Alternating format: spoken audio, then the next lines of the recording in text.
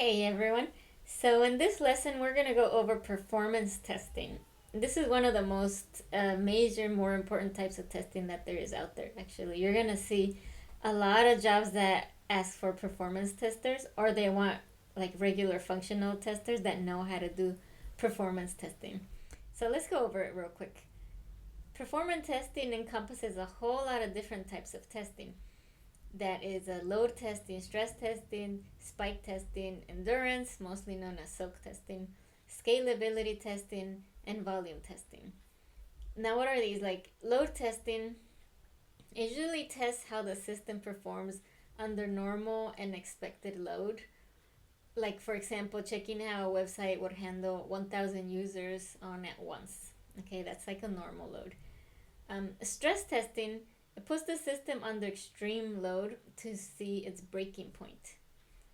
That's when, for example, a website wants to find out if it can handle a Black Friday sale when you get thousands and thousands of users at once.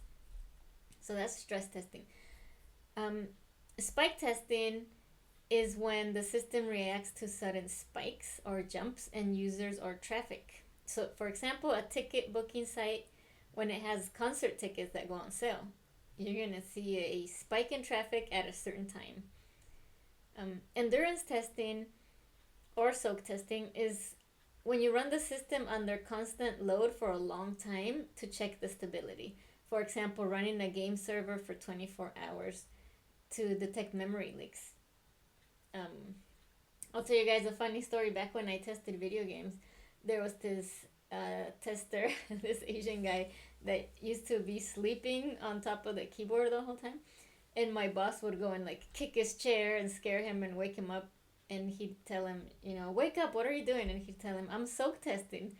And it was a valid test because we had to leave the game running for like 24 hours or the whole day to see if it would be frozen or, broken the next morning. So now you can tell your boss you're soak testing if you decide to take a nap. Scalability testing is it checks if the system can scale up or down based on demand. For example, if you're testing if a cloud-based system can handle more servers when traffic increases. And volume testing, also known as flood testing, it tests how the system handles a large amount of data. For example, if you're uploading a million of records into a database and you want to see how it performs. So here's a quick little table I made with some examples. For load testing, you test the expected traffic. For stress testing, you test it beyond its limits. For spike testing, sudden traffic spikes or jumps. Endurance testing or soak testing, you test stability over time. Scalability testing, it tests the system expansion. And volume testing, you test large data loads. So here we go, last but not least, the path to performance testing.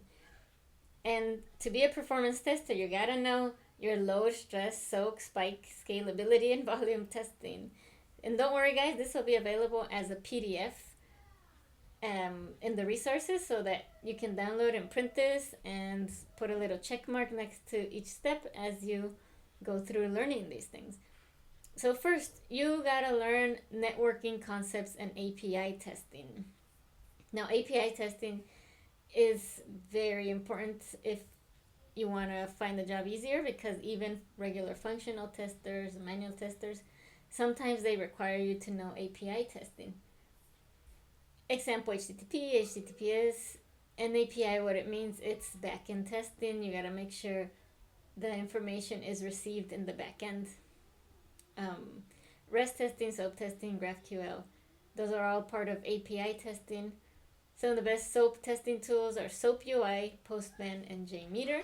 So very good to learn some of those. Now you're wondering what is SOAP testing? SOAP testing stands for Simple Object Access Protocol. It's a protocol used for communication between applications over the internet.